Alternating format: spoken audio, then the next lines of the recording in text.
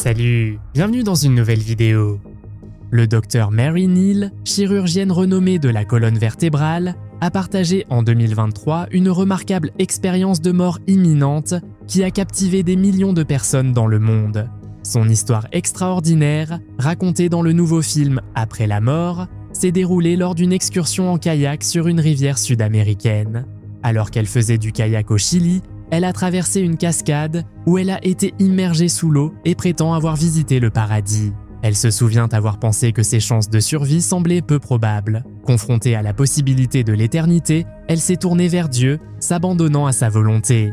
À ce moment-là, elle a été enveloppée par une sensation physique écrasante d'être tenue, réconfortée et rassurée sur le fait que tout irait bien. C'est à ce moment-là que son histoire prend une tournure extraordinaire. Elle prétend s'être retrouvée au paradis. Mary décrit son expérience comme un profond changement de conscience, différent de tout ce qu'elle avait jamais ressenti auparavant. Elle explique qu'elle ne s'est jamais sentie aussi consciente puis inconsciente, puis vivante et encore plus vivante.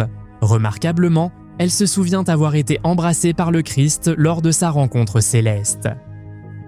Vous êtes nouveau sur la chaîne? N'hésitez pas à vous abonner, à cliquer sur la cloche pour activer les notifications et à laisser un pouce vers le haut pour nous soutenir. Les Timucua étaient une tribu amérindienne qui habitait la côte nord-est de l'actuelle Floride. Ils furent les premiers Amérindiens à entrer en contact avec les Européens, probablement lors de l'expédition de Juan Ponce de León au XVIe siècle. La population estimée de locuteurs de Timucua était d'environ 13 000 en 1650, dont 8 000 parlaient le Timucua lui-même et le reste parlait diverses langues apparentées. Cette langue, parlée par le peuple Timucua, a été cataloguée dans les archives espagnoles et a été la première langue indigène à être écrite aux États-Unis. Il était autrefois parlé par les peuples autochtones vivant dans le nord-est de la Floride et dans le sud-est de la Géorgie. Cependant, la langue n'est plus parlée aujourd'hui. Au début du XVIIIe siècle, les territoires des Timucua furent envahis par les Indiens Creeks et les Anglais. À la suite de ces invasions, de nombreux Timucua sont morts dans des conflits armés ou ont succombé à des maladies venues du vieux monde contre lesquelles ils n'étaient pas immunisés. Au XIXe siècle, la tribu Timucua avait été éradiquée par les guerres et les colons anglais. Dans une vidéo fascinante et inquiétante, un phénomène intrigant se déroule derrière un présentateur de nouvelles à la télévision en direct.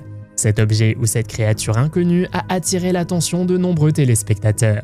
Ce qui rend cette observation encore plus remarquable, c'est qu'il plonge rapidement sous l'eau à une vitesse qu'aucun objet ou créature terrestre connue ne semble capable d'atteindre. Cet incident déroutant a suscité de nombreuses spéculations sur Internet avec diverses théories en circulation. Une théorie populaire suggère qu'il pourrait s'agir d'un exemple d'ovni sous-marin, un phénomène où des objets volants non identifiés sont vus entrer ou sortir de l'eau. D'autres pensent qu'il pourrait s'agir de quelque chose de complètement différent, comme un phénomène naturel ou un problème technique. Après une observation attentive, la vitesse à laquelle l'objet se déplace semble bien trop rapide pour tout ce qui est fabriqué par l'homme sur Terre, en particulier si près du rivage et de la surface de l'eau. Un moment effrayant, capturé sur pellicule, montre un groupe de soldats allemands de la Seconde Guerre mondiale encerclant une créature étrange dans une clairière de forêt. Alors qu'ils se tiennent là, leur visage exprime un mélange de crainte et de peur. La créature semble avoir des sabots, une bouche effrayante pleine de dents acérées et des traits qui ressemblent à un croisement terrifiant entre un cheval et un humain. Les soldats, vêtus de leurs uniformes, semblent presque déplacés en présence de cet être extraterrestre. La créature a un torse et une cage thoracique qui semblent étrangement squelettiques, comme si elle sortait tout droit d'un conte de fées sombre ou du folklore. Alors que la caméra se déplace, on peut entendre les hommes chuchoter et faire des gestes prudents, ce qui ajoute à l'atmosphère étrange de la situation. Malheureusement, on ne sait pas grand-chose de cette vidéo, mais cette créature pourrait-elle être le résultat d'une expérience désespérée pendant la guerre, ou est-ce quelque chose d'encore plus sinistre? Dans cette vidéo, on voit un homme avec un bâton parler à un lac, et à première vue, on peut croire qu'il est fou. Mais au fur et à mesure que la vidéo progresse, vous remarquerez qu'il possède des super pouvoirs. Il contrôle lentement le lac avec des mouvements animés et lui indique également où aller. Dans le folklore et la mythologie, le pouvoir de contrôler l'eau est un thème récurrent dans diverses traditions culturelles du monde entier. Mais comment cette personne peut-elle avoir la capacité de commander au lac de s'éloigner et de revenir, puis de venir jusqu'à lui jusqu'à ce que l'eau recouvre ses pieds. Cette compétence est souvent attribuée à des êtres surnaturels, à des divinités ou à des créatures mythiques, chacun ayant sa propre représentation et sa propre signification. Pensez-vous que le personnel avait une quelconque importance? Cet homme est-il seul dans sa capacité à contrôler l'eau, ou pensez-vous que c'est quelque chose qu'il a appris, ou est-ce magique? Les Selknam, également connus sous le nom de peuple Ona, étaient un groupe autochtone habitant la région patagonienne du sud de l'Argentine et du Chili, y compris les îles de la Terre de Feu. Ils étaient des chasseurs et des cueilleurs, dépendant de ressources telles que les guanacos, les petits animaux, les coquillages, les cormorans et les baies pour leur subsistance. Les Selknam avaient leurs propres pratiques culturelles, notamment des rituels d'initiation masculins appelés Kelketen. Ils constituaient l'un des derniers groupes indigènes d'Amérique du Sud rencontrés par les colonisateurs européens à la fin du 19e siècle. Au milieu du 19e siècle, on comptait environ 4000 individus Selknam. En 1919, ce nombre était tombé à 279 et en 1930, il restait un peu plus de 100 individus Selknam. Le dernier Selknam de sang pur, Ngela Loj, est décédé en mai 1974. Les Selknam ont été confrontés à plusieurs défis qui ont contribué à leur extinction. Ces défis comprenaient la propagation de maladies par les colonisateurs européens, les massacres et une campagne d'extermination. Un autre facteur a été l'adoption forcée et l'assimilation des enfants Selknam dans des familles européennes, entraînant la perte de leur identité Selknam. La langue Selknam, considérée comme faisant partie de la famille Shonan, est considérée comme éteinte et les derniers locuteurs de la langue Ona sont morts dans les années 1980. Si l'on en croit la vidéo suivante, une pyramide est apparue soudainement lors d'un vol en hélicoptère au-dessus du vaste océan bleu. Selon l'auteur de la vidéo, cet étrange événement aurait une cause précise. Le même jour, ils ont également vu un ovni presque transparent briller faiblement. Certains témoins, dont des pilotes, ont d'abord essayé d'ignorer la vue. Une pyramide au milieu de l'océan est déjà assez mystérieuse, mais la découverte est encore plus effrayante car elle se situe dans le tristement célèbre triangle des Bermudes. Le triangle des Bermudes est une zone de l'océan Atlantique Nord au large des côtes de l'Amérique du Nord dont les limites ne sont pas clairement définies. Il est connu pour sa forme triangulaire, reliant la côte sud des États-Unis, les Bermudes et les Grandes Antilles.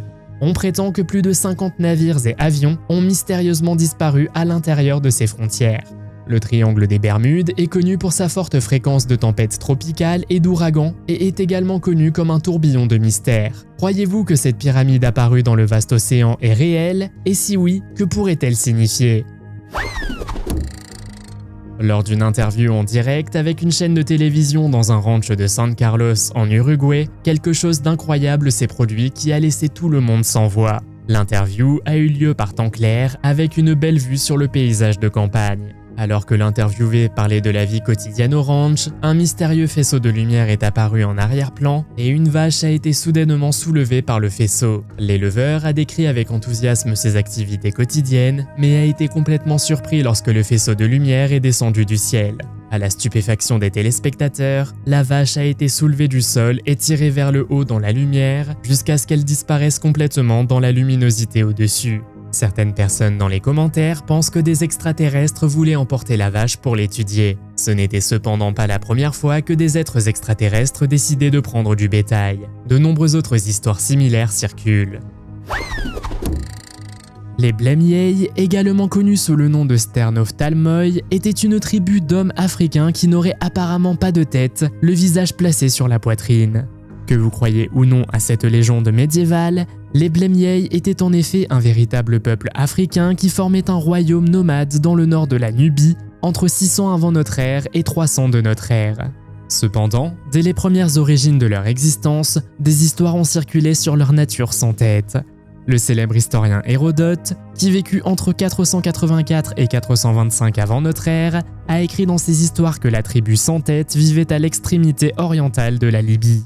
Des siècles plus tard, vers 45 de notre ère, un géographe romain nommé Mela a documenté que les Blemyei vivaient en Afrique et avaient des visages sur la poitrine. Ce récit a également été soutenu par Pline l'Ancien, qui a déclaré que la tribu n'avait pas de tête, la bouche et les yeux étaient assis dans la poitrine, les plaçant en Éthiopie ou en Nubie. La fascination pour les Blemyei s'est poursuivie dans toute l'Europe médiévale, car des représentations de ces êtres pouvaient être trouvées dans les manuscrits et sur les bords des cartes du monde.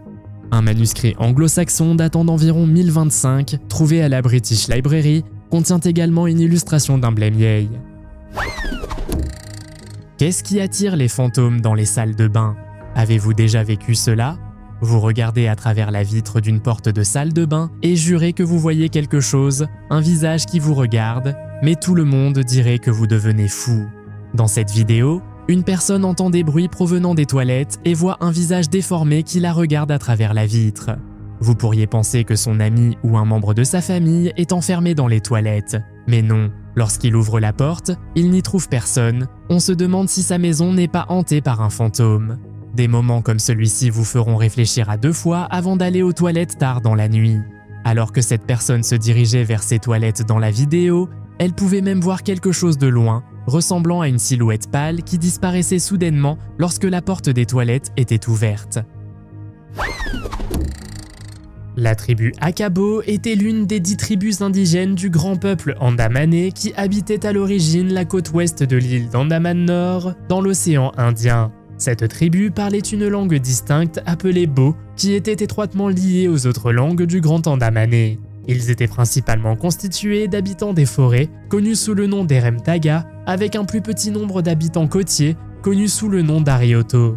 La tribu Akabo a été déclarée éteinte lorsque le dernier membre, Boa Senior, est décédé le 26 janvier 2010. Sa mort n'a laissé que 52 grands Andamanais survivants dans le monde, dont aucun ne parlait plus Bo. La population des grands Andamanais a considérablement diminué, passant d'environ 5000 individus vivant sur les îles Andaman au moment de l'arrivée des Britanniques en 1858. Boa Senior a passé les dernières années de sa vie sans pouvoir parler sa langue maternelle à qui que ce soit, et même les membres de tribus interdépendantes ne pouvaient pas comprendre le répertoire des chansons et des histoires Bo qu'elle récitait. Pouvez-vous imaginer vivre votre vie sans que personne ne parle votre langue? Une vidéo a fait surface montrant un groupe de personnes armées en train de capturer une grande créature inhabituelle. Malheureusement, il n'y a pas beaucoup plus de détails, comme le lieu ou la date de la vidéo. À un moment donné, on entend les personnes dans la vidéo parler turc, discutant de la possibilité d'ouvrir la tête de la créature, ce qui semble très inhabituel d'après ce que nous pouvons voir. La présence d'individus armés suggère qu'ils chassaient ou recherchaient spécifiquement cette créature. Certains spéculent que la créature ressemble à une entité de type Bigfoot, mais comme la caméra ne capture pas l'image complète, de nombreuses questions restent sans réponse. Pensez-vous que cela ressemble à Bigfoot ou pourrait-il s'agir d'une chose totalement inconnue, vivant dans des régions reculées et isolées du monde? Un groupe campait dans la région sauvage de Marble Mountain en Californie lorsque Jim Mills remarqua une créature étrange qui rôdait le long d'une crête voisine. Au début, ils virent des signes d'activité animale, comme des égratignures sur les arbres ou des tas de feuilles et de branches qui semblaient servir d'abri ou de camouflage. Mais plus profondément dans la forêt, ils découvrirent un campement ressemblant à des humains avec des foyers, mais aucun signe d'incendie. Au cours de leur exploration, ils virent soudain quelque chose bouger sur une colline qu'ils identifièrent comme Bigfoot. Le groupe s'excita en observant la créature, qui était grande et élancée, avec des bras exceptionnellement longs descendant jusqu'aux genoux. La créature se déplaçait entre les arbres, semblait agitée, leur brandissait le poing et faisait des bruits qu'ils interprétèrent comme un avertissement de partir. Jim savait qu'il devait capturer ce moment comme preuve, car il avait déjà entendu des histoires de Bigfoot dans cette région. Finalement, ils perdirent de vue la créature, mais au coucher du soleil, ils conclurent que la créature avait probablement pris un autre chemin pour éviter le groupe. Si jamais vous voyez une vidéo d'une mystérieuse créature ressemblant à un loup, votre première conclusion pourrait être qu'il s'agit d'un loup-garou si elle ne ressemble pas à un loup ordinaire. Et si nous vous disions qu'il existe une autre possibilité, la bête du Gévaudan fait référence à une créature mystérieuse qui terrorisait la région rurale du Gévaudan en France entre 1764 et 1767. Les attaques attribuées à la bête ont entraîné la mort d'environ 100 hommes, femmes et enfants. Les documents et rapports historiques décrivent la bête comme un grand animal ressemblant à un loup, mais avec quelques différences distinctes par rapport à un loup typique. La nature et l'identité de la créature ont fait l'objet de nombreuses spéculations et débats. La créature était connue pour son agressivité exceptionnelle et ciblait les humains plutôt que le bétail. Les attaques étaient caractérisées par le fait que la créature arrachait la gorge ou rongeait la tête. Plusieurs théories ont été proposées pour expliquer la nature de la bête. Certains ont suggéré qu'il s'agissait d'un lion en fuite ou d'une relique de la préhistoire, tandis que d'autres ont émis l'hypothèse qu'il pourrait s'agir d'un animal dressé utilisé par une personne. Les attaques cessèrent finalement après 1000 jours de terreur, et la bête fut traquée et tuée par un chasseur local nommé Jean Chastel. Ishi, le dernier membre connu du peuple amérindien Yahi de Californie, a connu une histoire tragique façonnée par le génocide du 19e siècle dans l'État. Avant la ruée vers l'or en Californie en 1848, la population Yahi atteignait environ 400 habitants. Cependant, alors qu'Ishi n'avait que 4 ans, sa famille fut victime du massacre de Tree Knolls, entraînant la mort de 40 membres de la tribu. Les violences qui ont suivi et l'introduction de maladies infectieuses ont dévasté les Yahi, menaçant d'extinction la tribu Yana du Nord et décimant la population Yahi. Pendant 44 ans, Ishi a vécu caché avec quelques membres survivants de sa famille. À l'été 1911, tous les autres membres de la tribu Yahi, y compris la famille d'Ishi, étaient morts. Le 29 août de la même année, Ishi a été entouré de chiens près d'Auroville. Conscient de l'importance de sa découverte, les responsables de la ville ont demandé de l'aide au Hearst Museum.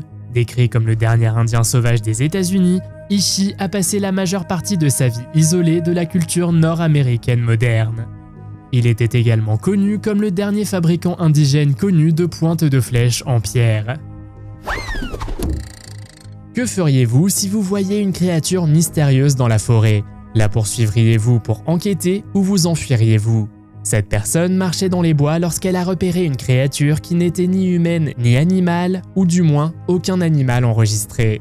La créature ne voulait clairement pas être suivie et semblait effrayée.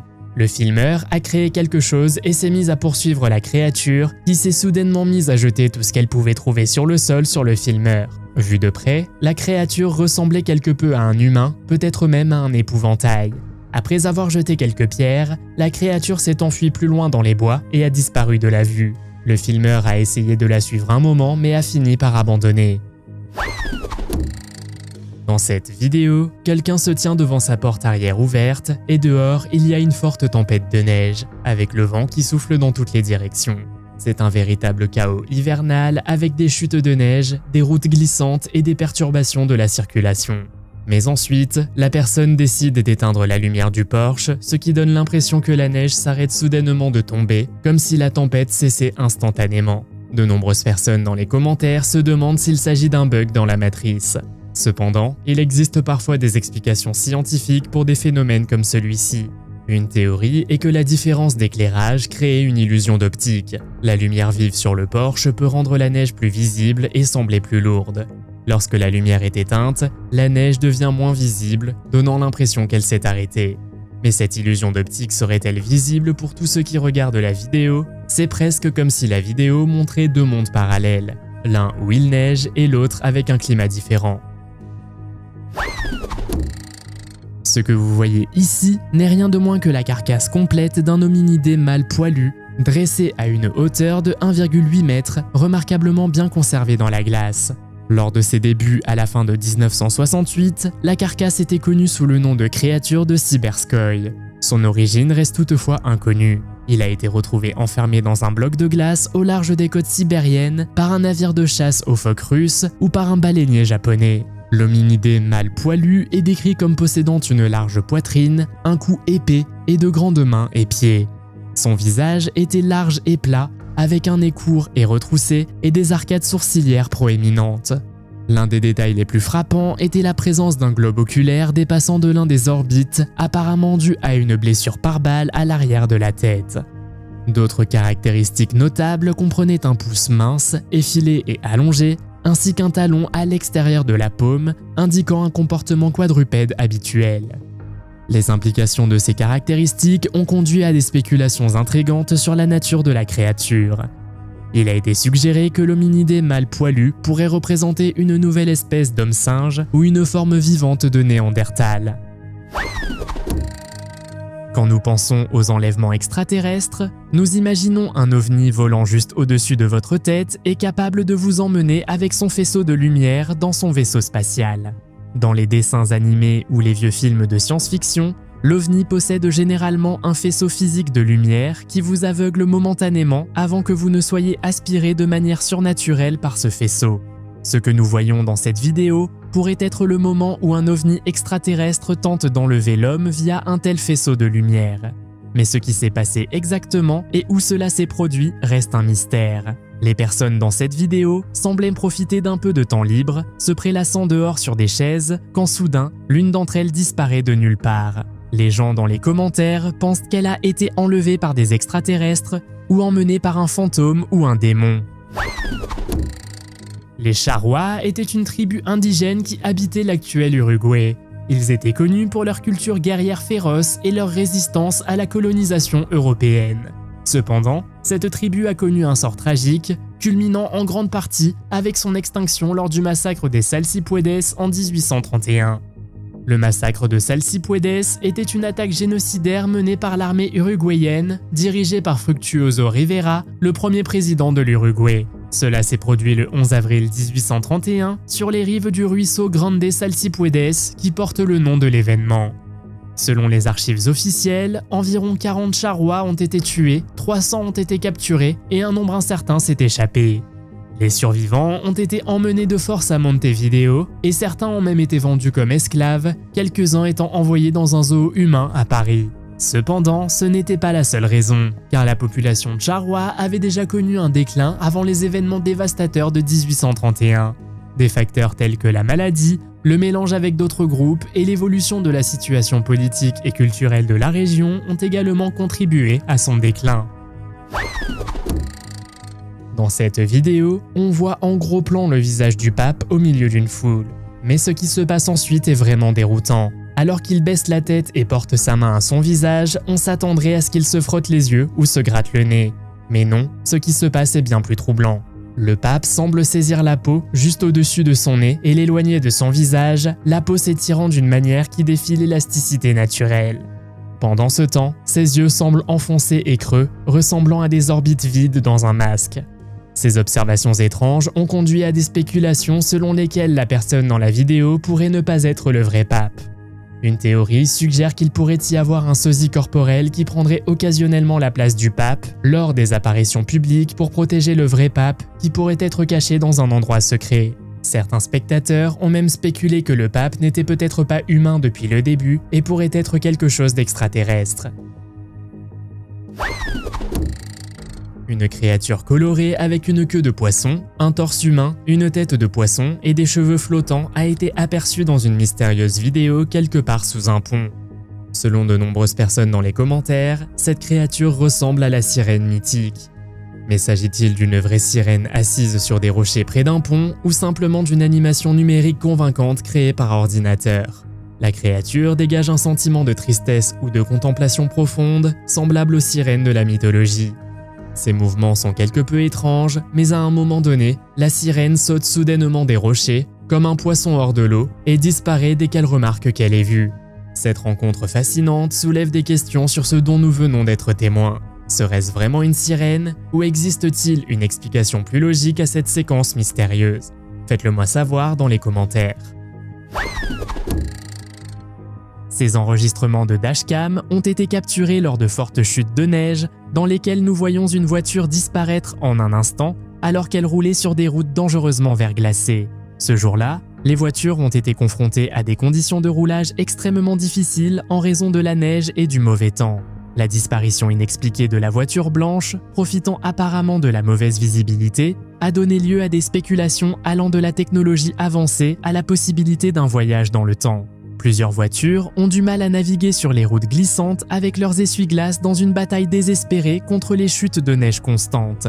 Les conditions difficiles sont clairement visibles alors que les véhicules roulent prudemment, mais la voiture blanche qui disparaît de nulle part est une énigme. Comment pensez-vous que la voiture a disparu si soudainement et où est-elle passée? En un clin d'œil, la voiture, qui roule directement devant la caméra, disparaît sans laisser de traces. Certains spéculent que le véhicule possédait des capacités au-delà de la compréhension actuelle, ce qui implique l'existence de voyageurs temporels et de leur véhicule. Les Nicoleños, une population uto-aztèque, habitaient l'île Saint-Nicolas en Californie. Leur population fut décimée en 1811 par un massacre perpétré par des chasseurs de loutres de mer. Juana Maria, le dernier membre survivant, est décédé en 1853. Les découvertes archéologiques suggèrent que l'île de Saint-Nicolas, comme les îles anglo-normandes voisines, est habitée depuis plus de 10 000 ans. En 1835, 21 ans après la rencontre dévastatrice avec les chasseurs de loutres de Kodiak, un navire espagnol nommé Peores Nada arriva sur l'île. L'île de Saint-Nicolas est la plus accidentée et la plus isolée des îles anglo-normandes et a conservé quelques habitants car la plupart des tribus s'étaient déplacées vers le continent.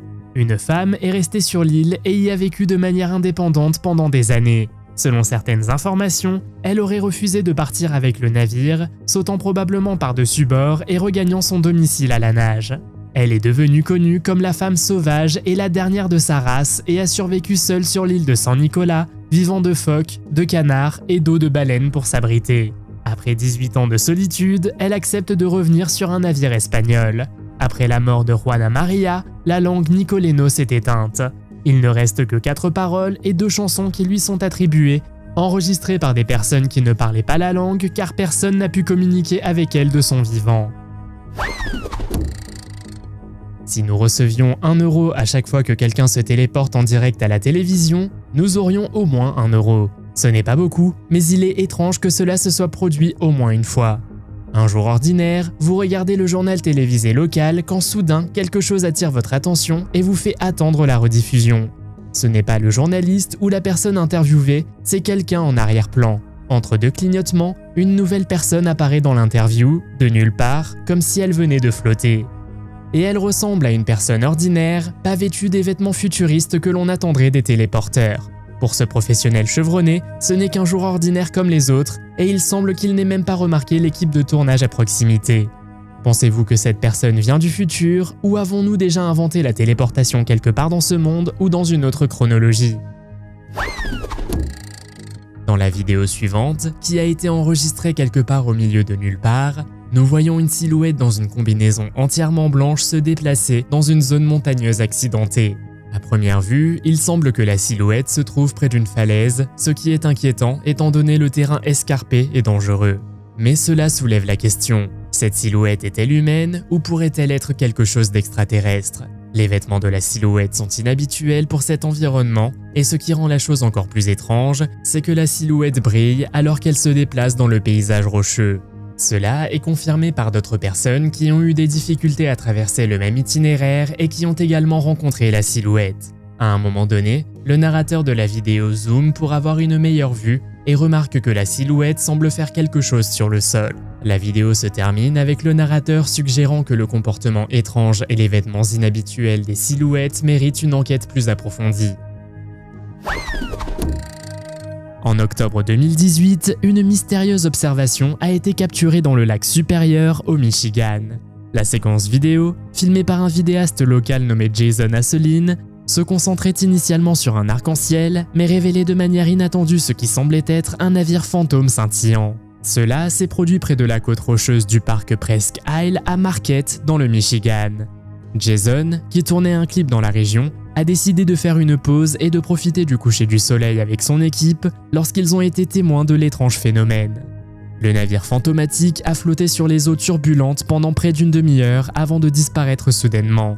Voir des navires fantômes n'est pas rare dans cette région, compte tenu de la présence de plus de 6000 épaves connues dans les Grands Lacs. La riche histoire maritime de la région et la nature dangereuse des Grands Lacs ont également contribué à de nombreuses légendes et récits de rencontres effrayantes. Un chercheur nommé Bruce Lynn reconnaît que si un navire fantôme était aperçu, cet endroit serait un candidat probable.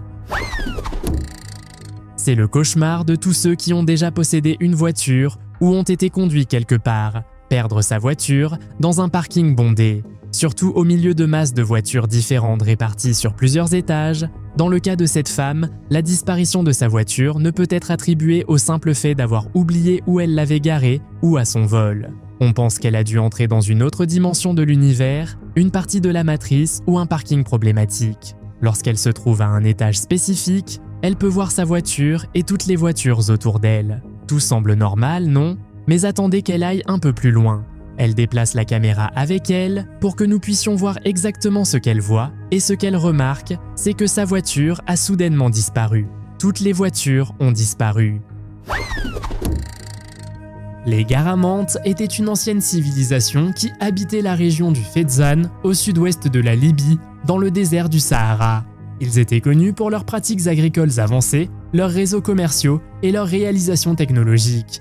Les Garamantes étaient principalement des agriculteurs et des commerçants et ont prospéré il y a environ 3000 ans, maîtrisant les routes commerciales transsahariennes. Leur contrôle sur le commerce caravanier était une source majeure de revenus car ils transportaient des produits de l'intérieur de l'Afrique vers les villes romaines le long de la côte méditerranéenne. L'une des réalisations remarquables des Garamantes était leur capacité à exploiter l'eau fossile provenant de sources souterraines dans le désert. Ils développèrent un système d'irrigation inspiré des méthodes égyptiennes et perses. Cela leur a permis de créer une société agricole prospère dans un vaste désert sans dépendre d'un système fluvial. Leur plus grande ville, Garama, comptait environ 4000 habitants, avec des résidents supplémentaires dans les banlieues environnantes. Le déclin et l'extinction des Garamantes en tant que civilisation distincte ne sont malheureusement pas bien documentés. Cependant, la propagation de l'islam et la conquête arabe de la région au 7e siècle après Jésus-Christ ont probablement joué un rôle dans l'assimilation ou l'expulsion des Garamantes. Avez-vous déjà pensé que vous deveniez fou parce que quelque chose semblait si bizarre? Cet homme a vu ce qui semblait être une vitrine ordinaire avec quelque chose de dessiné ou de gravé dessus. Mais le verre était si sombre qu'il se reflétait comme un miroir, lui permettant de se voir. Et vous n'essayeriez certainement pas de traverser ce qui semblait être un matériau solide, n'est-ce pas? Eh bien, lorsque l'homme a étendu son téléphone à travers la vitre, il l'a effectivement traversé. Il a ensuite fait un pas en avant, donnant l'impression qu'il entrait dans une sorte d'univers miroir. Tout de l'autre côté était un peu différent. C'était comme regarder à travers une fenêtre sans bord tranchant. Ce qui rendait la chose encore plus effrayante, c'était à quel point l'autre côté semblait étrangement vide. Vous avez probablement entendu parler de la théorie selon laquelle les univers miroirs, les multivers ou même les paradoxes du voyage dans le temps existent. Ce sont des versions alternatives de notre univers avec des différences subtiles ou significatives. Ils peuvent avoir des histoires alternatives, des avancées technologiques différentes ou des variations dans les lois naturelles. Dans certaines science-fiction, les univers miroirs sont décrits comme des royaumes séparés coexistant avec le nôtre, accessibles via des miroirs ou des portails. Dans cette vidéo, on voit ce que l'on croit être une créature ressemblant à un skinwalker ou au Rake, capturé dans le nord-est de l'Arizona. À ce jour, la véritable nature de cette mystérieuse créature reste obscure. La séquence montre une silhouette humanoïde qui se transforme en chien en plein jour, ce qui soulève de nombreuses questions sur l'origine de ce phénomène. Selon la vidéo, les internautes ont commencé à recueillir des témoignages sur le Rake en 2006, affirmant avoir trouvé des dizaines de documents allant du XIIe siècle à nos jours. Cela pourrait signifier que ce phénomène n'est pas seulement une histoire moderne sur Internet, mais un mystère séculaire. De nombreuses personnes ont décrit des rencontres similaires, mais il est toujours difficile de prouver si la créature de la vidéo est vraiment le Rake ou quelque chose de complètement différent. Certains spectateurs ont du mal à croire qu'il s'agit d'images de synthèse, car la créature de la vidéo a une structure corporelle inhabituelle, presque comme si elle avait 4 bras. Lors de cet autre incident extraordinaire, une femme a été filmée, figée au milieu d'un rire dans un restaurant. On pourrait probablement penser que cela vient tout droit d'une scène du film de science-fiction Matrix. Cet incident inhabituel, qui a duré beaucoup de temps, montre comment la femme se fige d'une manière qui ressemble à un problème, comme si le temps lui-même s'était momentanément arrêté. Cela a laissé la femme et les gens autour d'elle surpris, se demandant ce qui venait de se passer. Son expression restait immobile dans un état de rire, donnant l'impression qu'elle était paralysée au milieu de son rire pendant un temps inhabituellement long. Terrifiant en soi, mais sa réaction par la suite a contribué au caractère effrayant de la vidéo. Lorsque la femme s'est dégelée, elle a immédiatement montré un sentiment de choc et de confusion, clairement surprise par l'événement inexpliqué qui venait de se produire. Certains ont émis l'hypothèse que la femme semblait possédée pendant ces moments de calme figé. Pensez-vous qu'il s'agissait d'une sorte d'attaque ou s'agissait-il d'un démon tentant de prendre possession du corps de cette femme? Faites-moi savoir dans les commentaires. Entre 1500 et 1700, le terme Humanos désignait 3 groupes distincts dans les plaines du sud-ouest et du sud. Cela comprenait les Indiens Pueblo parlant Tompiro à Salinas, un groupe commercial nomade le long de Rio Grande et du Rio Conchos, et les Wichitas parlant Codoan le long des bassins de l'Arkansas et de la rivière Rouge. Alors qu'ils parcouraient le nord du Mexique, le Nouveau-Mexique et le Texas, leur zone principale était le centre du Texas, du cours inférieur de la rivière Pecos au Colorado. Les Romanos étaient connus pour la chasse et le commerce du bison, servant d'intermédiaire entre les colonies espagnoles et diverses tribus indigènes. Cependant, à la fin du XVIIe siècle, la domination des Apaches dans la basse vallée du Rio Grande jusqu'au cours supérieur des fleuves Brazos et Colorado a conduit à l'effondrement de la société Rumano. Leur base territoriale a disparu, les routes commerciales ont été perturbées et ils ont cessé d'exister en tant que peuple distinct. Dans les régions occidentales, certains individus de type Romano issus de groupes vaincus ont été absorbés par des bandes Apaches. On prétend que cette vidéo montre une mystérieuse substance noire fabriquée à partir de la nanotechnologie. Bien que la nanotechnologie existe en dehors des films Marvel, nous sommes encore loin d'atteindre quelque chose comme cela. Pour rendre le tout encore plus mystérieux, on dit que la substance noire provient d'anciennes pyramides. Elle se déplace comme si elle était une créature vivante et le moindre contact la fait se déplacer sur une planche avec une grande force. De plus, on dit qu'elle réagit au son et peut vous suivre. Pour montrer davantage ses capacités, la personne qui filme a essayé de la séparer avec une carte de crédit, mais elle est revenue à plusieurs reprises à sa forme d'origine, quelle que soit la méthode utilisée. La nanotechnologie est une branche de la science et de l'ingénierie axée sur la conception, la production et l'application de structures, de dispositifs et de systèmes en manipulant des atomes et des molécules à l'échelle nanométrique. L'échelle nanométrique fait référence à des dimensions comprises entre 1 et 100 nanomètres environ, où des phénomènes et des propriétés uniques émergent. L'un des premiers exemples de nanotechnologie est la coupe de Lycurgue, un ancien calice romain vieux de près de 1700 ans qui présente des propriétés optiques uniques en raison de la présence de particules d'or et d'argent. Nous savons tous que l'océan peut se comporter de manière étrange et que seulement 5% de ces mystères ont été découverts. Dans cette vidéo, une personne se tient immobile et l'eau semble bouger comme d'habitude, mais dès qu'elle bouge, l'eau semble soudainement s'arrêter. Cela pourrait être dû à divers facteurs, tels que la façon dont la lumière et la glace interagissent, les conditions particulières de l'environnement, ou cela pourrait être un rappel du mystère des eaux sur Terre. On pense que la vidéo a été enregistrée au Groenland, quelque part dans la baie de Disco, où il y a de nombreux icebergs, ou peut-être dans les fjords de Norvège ou d'Islande. Où qu'elle se trouve, c'est certainement un phénomène mystérieux. C'est presque comme si l'eau jouait à un jeu, et c'est un peu effrayant car dès que vous commencez à marcher, l'eau s'arrête soudainement de couler. Certaines personnes disent que les icebergs peuvent créer des motifs de vagues inhabituels. Donc, si quelqu'un reste immobile, l'eau peut sembler plus turbulente en raison des courants ou du vent. Mais une fois qu'il bouge, ça se calme, et ce contraste rend l'effet si frappant. Ces explications scientifiques vous semblent-elles logiques, ou pensez-vous qu'il se passe autre chose ici? Faites-le moi savoir dans les commentaires. Ces tunnels impressionnants, connus sous le nom de paléoterriers, peuvent atteindre une longueur impressionnante allant jusqu'à 610 mètres et une hauteur de plus de 1,8 mètres. Mais qu'est-ce qu'un paléoterrier exactement? Il est défini comme un abri creusé par une créature disparue de l'ère préhistorique. On pense aujourd'hui que les tunnels brésiliens étaient l'œuvre de fourmiliers géants et de tatous qui habitaient autrefois la région. Le professeur Heinrich Frank de l'université du Rio Grande do Sul en a minutieusement documenté plus de 1500. Un tunnel dans le sud du Brésil contiendrait des trésors religieux. Près de 2 mètres de haut, près de 2 mètres de large et environ 15 mètres de long, ce tunnel passait sous la maison d'un agriculteur. Les seuls indices qu'il ne s'agissait pas d'anciennes chambres étaient les profondes marques de griffes d'êtres non humains sur les parois du tunnel. Les principaux candidats pour son créateur sont le fourmilier géant ainsi que le tatou géant, qui parcourait tout de la Terre il y a plus de 10 000 ans.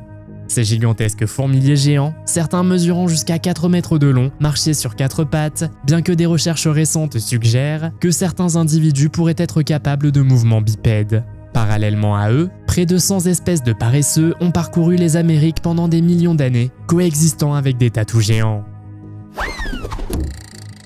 Les Guanches étaient les habitants autochtones historiques des îles Canaries, situées dans l'océan Atlantique à environ 100 km à l'ouest de la côte nord-africaine. Ils parlaient la langue guanche, apparentée aux langues berbères d'Afrique du Nord, disparue au XVIIe siècle après la colonisation des îles. L'origine des Guanches est restée longtemps un mystère pour les chercheurs. Cependant, une étude génétique menée en 2017 a prouvé que les Guanches étaient liés aux berbères d'Afrique du Nord. Les Guanches vivaient dans des grottes et pratiquaient une agriculture de base et la cueillette de nourriture. Ils connaissaient également la poterie, l'embaumement, la momification et les momies étaient laissées dans des grottes. Cependant, les Guanches furent menacés d'extinction après la conquête espagnole des îles Canaries au XVe siècle. Cette conquête a conduit à l'assimilation de l'ethnie Guanche à la culture espagnole dominante. Les Guanches ont laissé derrière eux un héritage culturel comprenant des noms de lieux et la langue sifflante appelée silbo gomero, utilisée pour communiquer sur de longues distances sur les îles.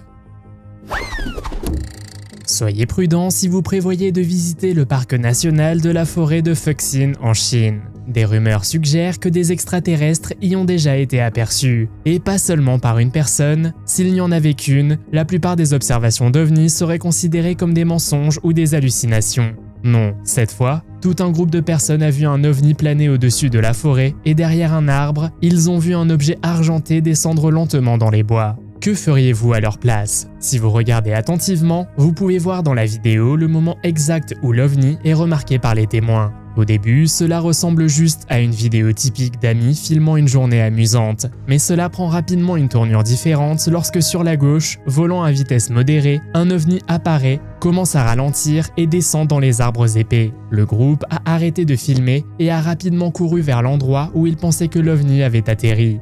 Ils ont réussi à localiser l'objet et se sont cachés derrière des buissons, et il était là, l'OVNI, déposant un être extraterrestre au sol. La créature ressemblait à quelque chose tout droit sorti d'un film extraterrestre classique.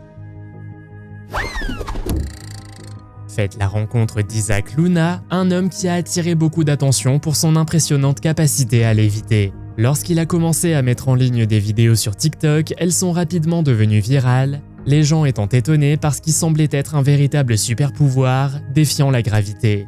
Dans sa première vidéo, Isaac montre comment il semble flotter de manière impressionnante, suscitant de nombreuses questions de la part des spectateurs sur la façon dont il le fait. Mais sa deuxième vidéo va encore plus loin. Cette fois, il est dehors dans son jardin, sans aucun mur ni obstacle à proximité, et il démontre à nouveau ses compétences en lévitation. Alors que certains étaient sceptiques, pensant qu'il pouvait s'agir d'effets spéciaux ou d'un écran vert, Isaac montre clairement son environnement, donnant l'impression qu'aucune astuce n'est impliquée. Isaac explique également que sa lévitation est le résultat d'exercices physiques et mentaux qu'il pratique régulièrement. De plus, il affirme utiliser une bobine Tesla qui, selon lui permet de recharger son énergie. Y croyez-vous? En janvier 2024, le journaliste Jérémy Corbel a publié une vidéo montrant prétendument l'observation d'un ovni d'une méduse dans une base militaire américaine en Irak en 2018. Plusieurs personnes ont comparé l'objet à une méduse flottante. Ces images vidéo ont été capturées à l'aide d'un radar infrarouge thermographique et montrent l'objet changeant de couleur lorsqu'il survole la base. Le Pentagone, le bâtiment du département américain, a qualifié l'objet d'UAP, un phénomène aérien non identifié. Selon la vidéo, l'objet n'était pas visible avec un équipement de vision nocturne normal et certaines troupes de la base n'étaient même pas conscientes de sa présence. Finalement, il a disparu dans un plan d'eau et est réapparu au bout de 17 minutes. Il s'est envolé dans le ciel à grande vitesse et a présenté un changement de température, passant du blanc sombre au blanc presque translucide lors de son déplacement. L'officier de la marine Michael Sinkowski, en poste à la base, a confirmé l'existence de la vidéo, déclarant que ceux qui l'ont vu l'ont surnommé le monstre spaghetti. Il a mentionné que les observations de l'objet ont commencé fin 2017 et que ces dernières années, le Pentagone a reconnu avoir étudié les pannes. Le lanceur d'alerte David Grush, un ancien officier du renseignement militaire, a avancé des allégations concernant un programme secret destiné à récupérer les ovnis écrasés. Avant Christophe Colomb, les îles des Caraïbes étaient habitées par des peuples indigènes américains, principalement connus sous le nom de Lucayens. Cependant, leur existence a tragiquement pris fin après leur rencontre avec les Européens. Les Lucayens s'étaient apparentés aux sociétés taïno des Grandes Antilles, notamment à Porto Rico, à Haïti, en République dominicaine, à Cuba et en Jamaïque. Ils partirent vers l'an 600 pour s'installer dans les îles turques et caïques et aux Bahamas, connues sous le nom d'îles Lucayes. Leurs maisons, construites en bois et en chaume, étaient généralement de forme oblongue ou conique et regroupées le long des zones côtières derrière les dunes. Remarquablement, les Lucayens sont crédités de l'invention du hamac. En 1492, ils avaient établi des communautés dans les plus grandes îles Lucayas. Cependant, leur sort a pris une tournure sombre en raison de l'exploitation espagnole. Les autorités espagnoles ont forcé les insulaires voisins à s'installer à Hispaniola, attirés par le travail dans les mines et les banques de perles de Cubaga. On estime que vers 1492, entre 20 000 et 40 000 Lucayens habitaient les îles, mais leur population a rapidement décliné en raison des maladies introduites par les explorateurs européens. Après leur premier contact, les Espagnols ont eu recours à l'enlèvement et à l'esclavage des Lucayens, entraînant leur éradication complète des Bahamas en 1520.